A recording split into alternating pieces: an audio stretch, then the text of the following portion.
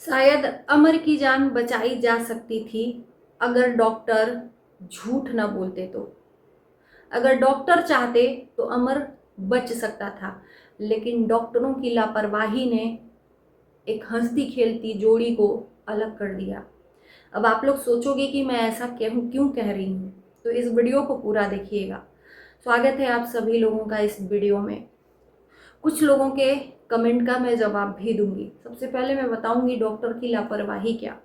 तो ये जो अमर की बीमारी थी, कैंसर, इसकी कीमोथेरेपी चल रही थी अमर की। आप लोग देख सकते हो, ये महज कहने के लिए 3-4 महीने का बीमारी था, लेकिन अमर को आप 5वें महीने का जाकर लास्ट वाला ब्लॉग देखना, जो जिसमें सब खत्म, द एंड। उन्हें उस टाइम पे ये बीमारी को पता थी, इसलिए ऐसा टाइटल डाला। बेशक उस टाइम पर इन्होंने रिप्लाई नहीं किया या लोगों को खुलकर नहीं बताया, जैसा कि इसके पहले वीडियो में मैंने बोला कि वहाँ पर जाकर उनसे मिलकर आए ब्लॉगर्स ने कहा कि ये जानबूझकर अपनी बीमारी को सोशल मीडिया पर नहीं रखे कि कोई क्या कहेगा। एक तरह से शर्मिंदगी महसूस करके कि कोई क्या कहेगा कि कैंसर हो गया है, इस शर्मिंदगी ने। तो कैंसर ऐसी बीमारी ही है कि इंसान डर जाता है, सहम जाता है।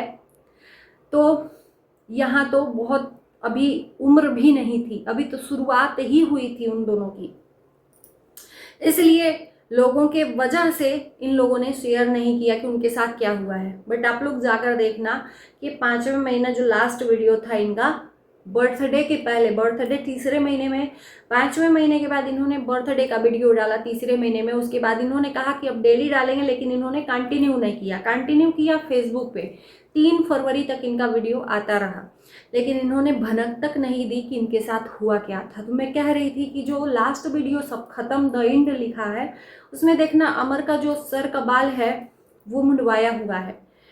क्यों? क्योंकि कीमोथेरेपी ले रहा था, और कीमोथेरेपी में सर का बाल झड़ जाता है क्योंकि सेकाई जो होती है।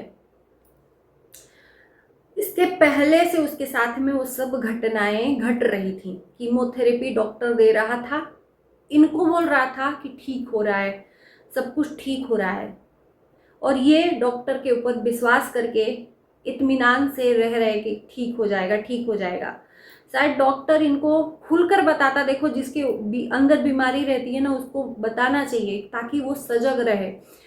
तो ये जो ब्लॉगर है, इन्होंने ही आकर बताया कि डॉक्टर ने बोला कि सब कुछ ठीक हो गया। इनकी जो थेरेपी चल रही थी, इनका ट्रीटमेंट चल रहा था, डॉक्टर ने ये विश्वास इनको दिलवाया, आश्वासन दिलवाया कि अब सब कुछ ठीक है, और ये आश्वासन लेकर निश्चिंत हो गए कि सब कुछ ठीक है।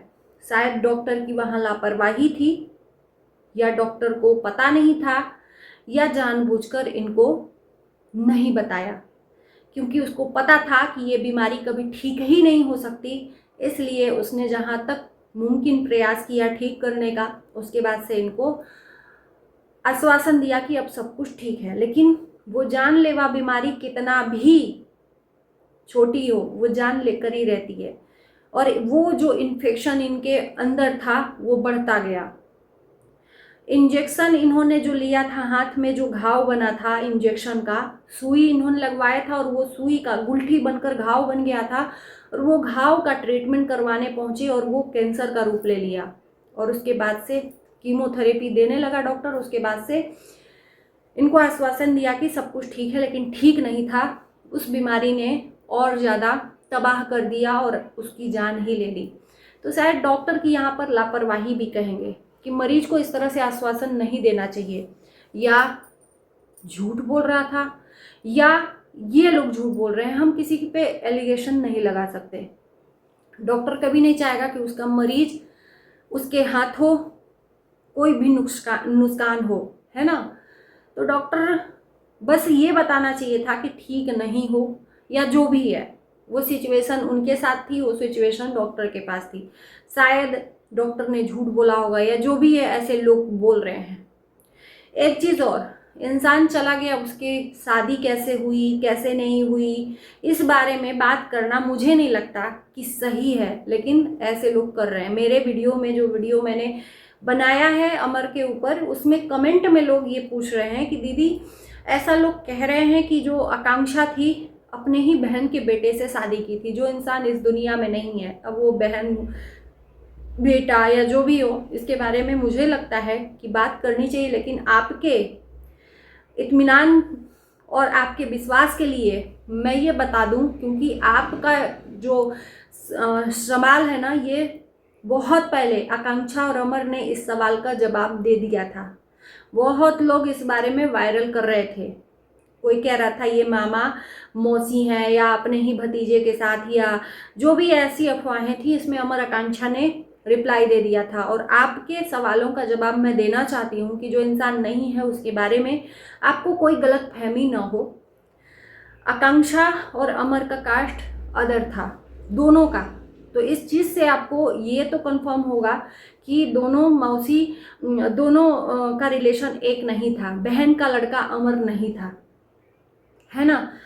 यहाँ पर मैं बता दूं कि दोनों का अदर कास्ट था, और ये अफवाह लोग फैला रहे थे कि अपने ही मामा से या अपने ही मौसी से, हाँ, अपने ही मौसी से शादी कर लिया अमर। और जैसा कि इन्होंने भी बोला कि अपने ही मौसी से, बहन के बेटे से शादी कर लिया। तो मैं बता दूं कि शायद आकांक्षा का जो परिवार है और अमर का परिवार है, उसमें छुआछूत माना जा रहा था, इसीलिए आकांक्षा को जिंदगी भर के लिए उन्होंने त्याग दिया। कोई रिश्ता नहीं रखा आकांक्षा से, क्योंकि अमर का जो कास्ट है वो शायद, अब जो भी है, उस कास्ट से छुआछूत वो लोग मना रहे थे, और वो लोग बड़े कास्ट के हैं। ऐसा हम नहीं कह रहे हैं, ऐसा सनातन ने बोला, तब जाकर मैं ये रिप्लाई कर पा रही हूँ। आप लोग सनातन का जाकर ब्लॉग देख लेना। तो दोनों का कास्ट अलग था, इसलिए आकांक्षा के परिवार वालों ने आकांक्षा को एक्सेप्ट नहीं किया, जिंदगी भर के लिए त्याग दिया, यहाँ तक कि आकांक्षा के नाम का पिंडदान तक कर दिया। ये आकांक्षा ने अपने वीडियो में बताया है।